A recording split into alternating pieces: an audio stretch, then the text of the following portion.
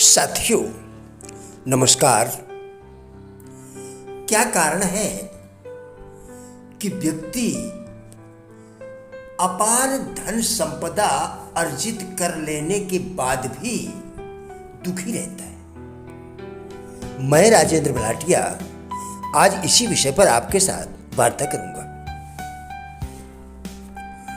जीवन में हर व्यक्ति सुखी होना चाहता है और सुख प्राप्त करने के लिए वह नाना प्रकार के कर्म भी करता है। धन संपदा अर्जित करके अच्छे घर, भोजन, वस्त्र आदि की व्यवस्था करता है। सुख सुविधाओं के साधन एकत्र करता है। यह तो अच्छा है, परंतु सच यह भी है कि भौतिक आवश्यकताओं की पूर्ति होने मात्र से मनुष्य पूर्ण रूप से सुखी नहीं हो सकता। यदि भौतिक सुख साधनों से मनुष्य सुखी होता तो महावीर और गौतम बुद्ध राजमहल के सुख वैभव को त्याग कर वर्षों तक कठिन तपस्या क्यों करते? वर्षों तक कठिन तपस्या और ध्यान के पश्चात जब महावीर और गौतम बुद्ध को आत्मबोध हुआ, तब उन्होंने संसार को यह बतलाया कि अज्ञान ही मनुष्य के दुखों का कारण है। ज्ञान के द्वारा अज्ञान का समूल नाश हो जाने पर ही मनुष्य दुखों से मुक्त होकर पूर्ण रूपेण सुखी हो सकता है। इस प्रकार हमारा सुखी या दुखी होना अपार धन संपदा के होने या ना होने पर निर्भर नहीं करता, बल्कि इस बात पर निर्भर करता है कि हमारे पास ज्ञान दृष्टि है या नहीं। जैसे दृष्टिहीन होने पर व्यक्ति संसार के सौंदर्य को नहीं देख पाता,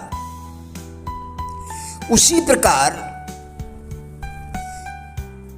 ज्ञान दृष्टि न होने पर हम अपार धन संपदा के होते हुए भी दुखी रहते हैं। परंतु जो ज्ञानी है वे अपार धन संपदा के बीच रहकर भी सुखी रहते हैं और फकीरी में भी सदैव आनंद मग्न रहते हैं। दरअसल आत्मज्ञान, ब्रह्म ज्ञान होने पर ही हम यह अनुभव कर पाते हैं कि संसार की सभी वस्तुएं नश्वर हैं, क्षणभंगुर हैं। इसलिए नश्वर और क्षणभंगुर वस्तुएं हमें कभी भी शाश्वत सुख नहीं दे सकती।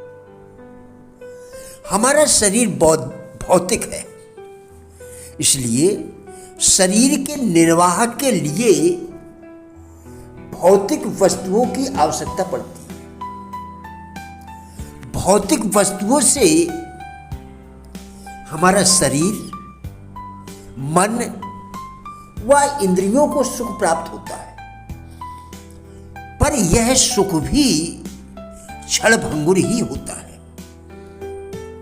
जीवात्मा शरीर नहीं है। शरीर तो जीवात्मा का वस्त्र है। इसलिए असली जीव शरीर नहीं, बल्कि शरीर में वास कर रही जीवात्मा है, जो सत्यचित आनंद स्वरूप ब्रह्म का ही अविनाशी अंश है। शरीर के नष्ट हो जाने पर भी इस अविनाशी आत्मा का कभी संपूर्णतया नाश नहीं होता। शरीर के नष्ट हो जाने पर जीवात्मा शुभ अशुभ कर्मों के अनुसार पुनः नया शरीर धारण कर लेती है और पुनः जीवात्मा अपने नए शरीर में आकर अपने कर्मानुसार सुख दुख भोगती है। परंतु जब भगवत उपासना से साधक को अपनी आत्मा में ब्रह्म का साक्षात्कार होता है, तब उसके सारे कर्म संस्कार मिट जाते हैं। जीवात्मा परमात्मा के प्रकाश से परमात्मा स्वरूप हो जाती है और वह अपने वास्तविक स्वरूप को जान लेती है, पहचान भी लेती है। तब उसे यह बोध हो जाता है कि मैं शरीर नहीं आत्मा हूं। इस प्रकार निज बोध से साधक को ज्ञान दृष्टि मिल जाती है। तब वह उस ज्ञान दृष्टि से ही संसार को देखता है और उसके अनुसार ही व्यवहार करता है। वह सुख दुख मान अपमान हर्ष विषाद से परे होकर समत्व की स्थिति में होता है। वह सदैव अपनी आत्मा से ही आत्मा में सर्वज्ञ सर्वव्यापी ब्रह्म का ध्यान करता है। तभी उसे शाश्वत सुख का अनुभव होता है। यही शाश्वत सुख का मार्ग है।